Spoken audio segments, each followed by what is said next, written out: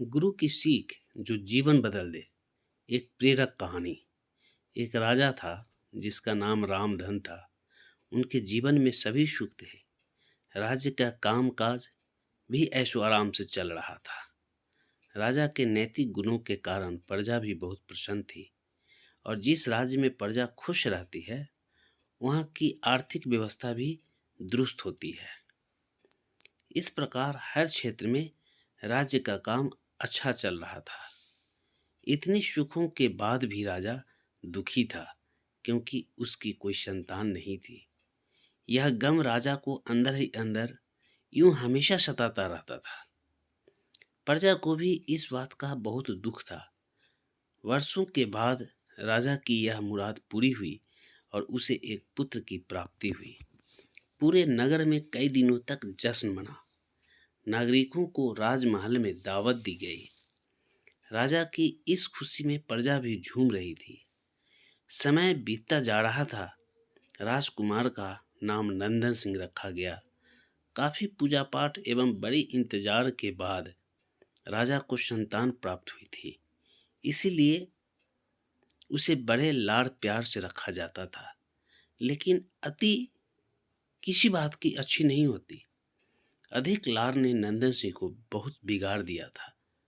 बचपन में तो नंदन की सभी बातें दिल को लुभाती थी, फिर बड़े होते होते यही बात बदतमीजी लगने लगती है। नंदन बहुत ज्यादा जिद्दी हो गया था। उसके मन में अहंकार आ गया था।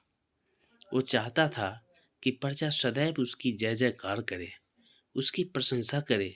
उसकी बात ना सुनने पर वो कोलाहल मचा देता था। बेचारे सैनिकों को तो वो पैर की जूती ही समझता था। आए दिन उसका प्रकोप प्रजा पर उतरने लगा था। वो खुद को भगवान के समान पूजता देखना चाहता था। आयु तो बहुत कम थी लेकिन अहम कई गुना बढ़ चुका था। नंदन के इस व्यवहार से सभी बहुत दुखी थे। प्रजा आए दिन दरबार में नंदन की शिकायत लेकर आती थी, जिसके कारण राजा का सिर लज्जा से झुक जाता था। यह एक गंभीर विषय बन चुका था। एक दिन राजा ने सभी खास दरबारियों एवं मंत्रियों की सभा बुलवाई और उनसे अपने दिल की बात कही कि वे राजकुमार के इस व्यवहार से अत्यंत दुखी हैं। राजकुमार इस राज्य का भविष्य है। अगर उनका व्यवहार यही रहा तो राज्य की खुशहाली चंद दिनों में ही चली जाएगी। दरबारी राजा को संतावना देते हैं और कहते हैं कि आप हिम्मत रखें वरना प्रजा निस्सहाय हो जाएगी।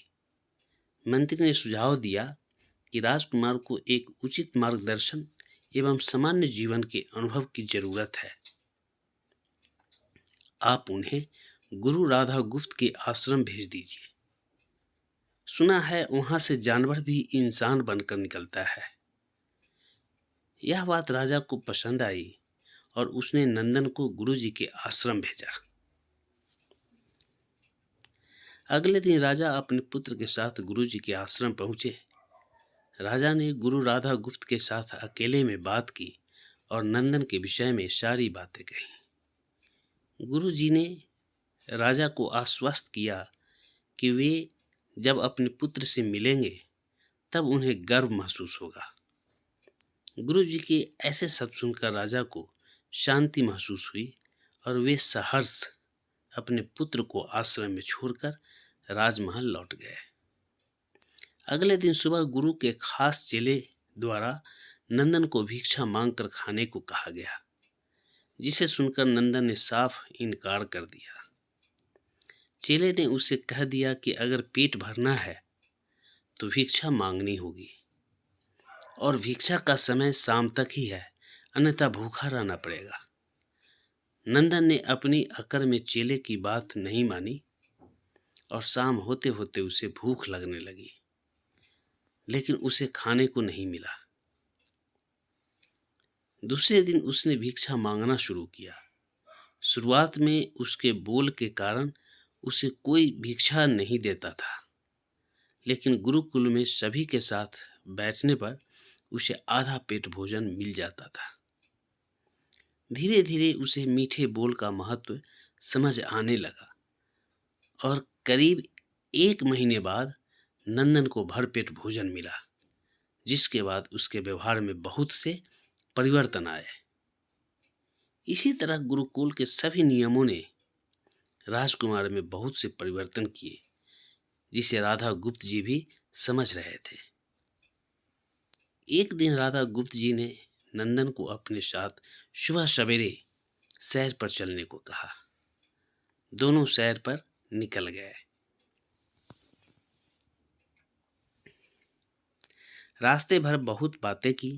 गुरुजी ने नंदन से कहा, पुत्र, तुम बहुत बुद्धिमान हो और तुम में बहुत अधिक ऊर्जा है, जिसका तुम्हें सही दिशा में उपयोग करना आना चाहिए। दोनों चलते चलते एक सुंदर बाग में पहुंच गए, जहां बहुत सुंदर सुंदर फूल थे, जिनसे बाग महक रहा था। गुरुजी ने नंदन को बाग से पूजा के लिए गुलाब के फूल तोड़ने कहा। नंदन झट से सुंदर सुंदर गुलाब तोड़ लाया और अपने गुरु के सामने रख दिए। अब गुरुजी ने उसे नीम के पत्ते तोड़कर लाने कहा। नंदन वो भी ले आया। अब गुरुजी ने उसे एक गुलाब सूंघने दिया और कहा, बताओ कैसा लगता है। नंदन ने गुलाब सूंघा और गुलाब की बहुत तारीफ की। फिर गुरुजी उसे नीम के पत्ते चखकर उसके बारे में कहने को कहा। जैसे ही नंदन ने नीम के पत्ते खाए, उसका मुंह कड़वा हो गया और उसने उसकी बहुत निंदा की और इधर उधर पीने का पानी ढूंढने लगा। नंदन की यह दशा देख गुरुजी मुस्कुरा रहे थे। पानी पीने के बाद नंदन को राहत मिली। फिर उसने गुरुजी से हंसने का कारण पूछा। तब गुरुजी ने उनसे कहा, पुत्र, जब तुमने गुलाब का फूल सूंघा तो तुम्हें उसकी खुशबू बहुत अच्छी लगी और तुमने उसकी तारीफ की, लेकिन जब तुमने नीम की पत्तियां खाई तो तुम्हें वो कड़वी लगी और तुमने उसे थूक दिया और उसकी निंदा भी की। गुरुजी ने नंदन को समझाया कि जिस प्रकार तुम्हें जो अच्छा लगता है तुम उसकी तारीफ करते हो, उसी प्रकार प्रजा भी उसकी प्रशंसा करती है जिसमें गुण होते हैं। अगर तुम उनके साथ दुर्व्यवहार करोगे और उनसे प्रशंसा की उम्मीद करोगे तो वे यह कभी दिल से नहीं कर पाएंगे। इस प्रकार जहाँ गुण होते हैं वहाँ प्रशंसा होती है। नंदन को सभी बातें विस्तार से समझ आ जाती है और वो अपने महल लौट जाता है। नंदन में बहुत परिवर्तन आता है और वो बाद में एक सफल राजा बनता है। कहानी की शिक्षा। गुरु की सीख ने नंदन का जीवन ही बदल दिया। वो एक क्रूर राजकुमार से एक न्यायप्रिय दयालु राजा बन गया। इस कहानी से हमें यही शिक्षा मिलती है कि हम में गुण होंगे तो लोग हमें हमेशा पसंद करेंगे, लेकिन अगर हम अवगुणी हैं तो हमें प्रशंसा कभी नहीं मिल सकती।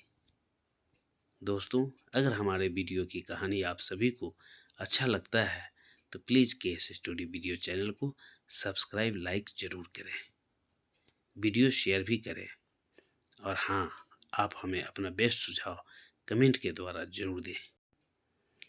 प्रिय दोस्तों, मुझे आपकी मदद की ज़रूरत है, इसलिए प्लीज़ आप मेरे चैनल को सब्सक्राइब करके अपना अनमोल प्यार दें। धन्यवाद।